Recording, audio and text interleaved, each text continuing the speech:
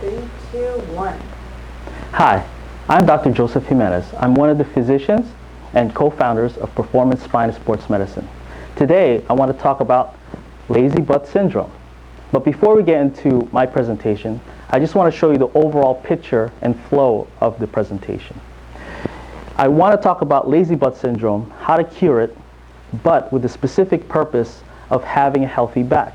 And the reason being is if you find a cure for lazy butt syndrome, you would actually prevent low back pain. And so we're going to get started.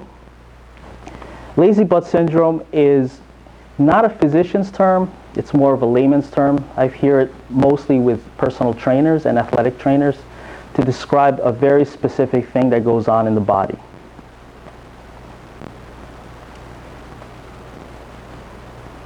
So what is lazy butt syndrome? Well, as I have here on the slide, it's simply weak glute muscles. And I also add in the fact that you can have weak core alongside with it. In fact,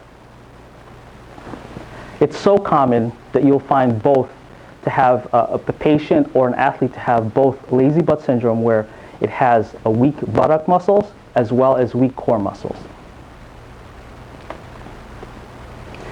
And a lot of this talk is actually a continuation of the blog that I created for high heels. And I use this slide to illustrate one important aspect. For all those women out there that want to wear heels and prevent back pain, and I'm sure there's a lot of back issues using high heels, it's very important to realize that strong glute muscles or strong buttock muscles actually help prevent back pain, especially if you're going to be wearing high heels on a daily basis.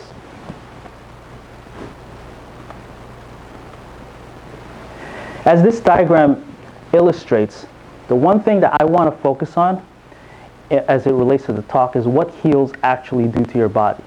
When a woman wears high heels, as the purple arrows show, it does two things.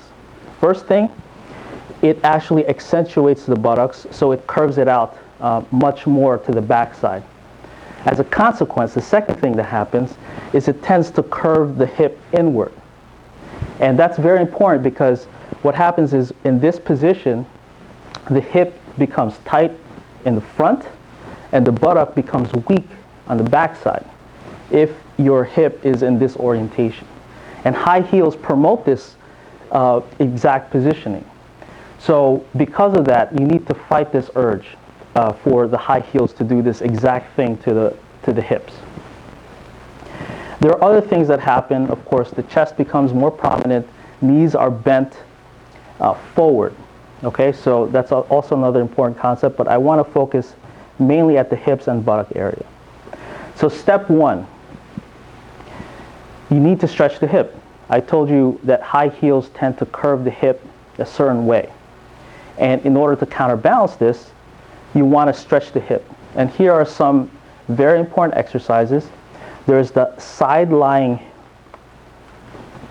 hip stretch, where you simply lie on your side and you pull on your foot like so.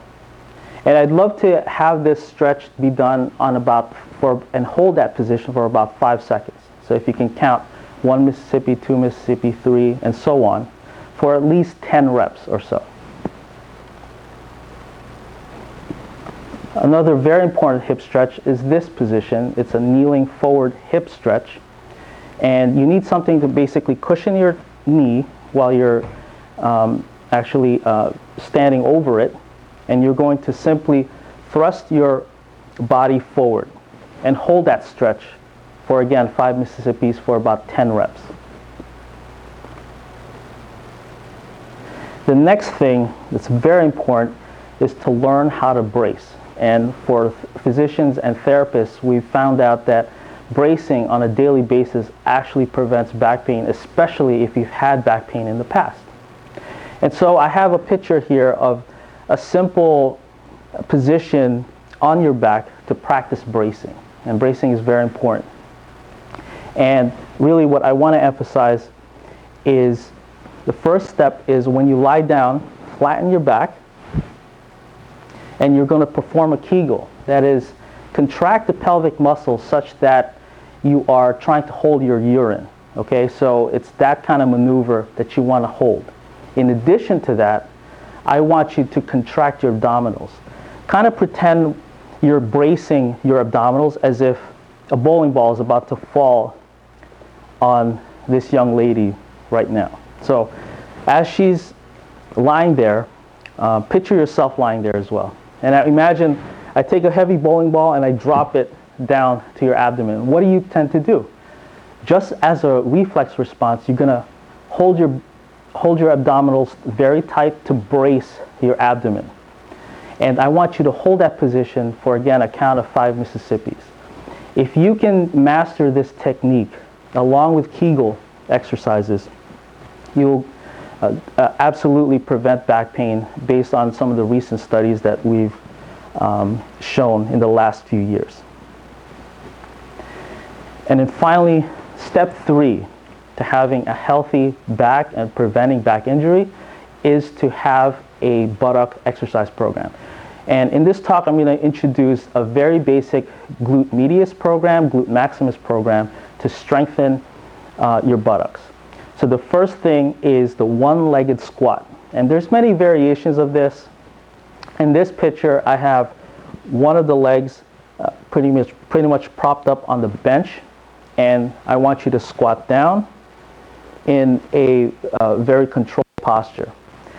The sets and reps are very simple. If you can start off with just one set for each leg for about 10 reps, it's very important to start at a very comfortable weight.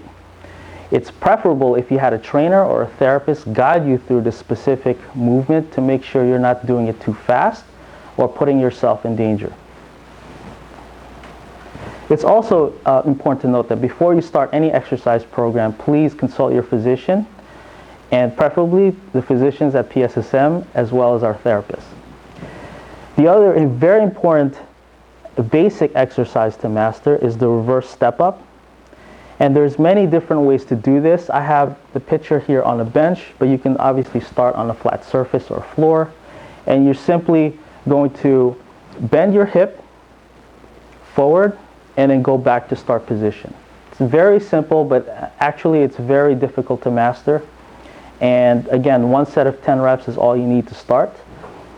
If you can progress and add in 2 or 3 sets for 10 reps, that's also a great start.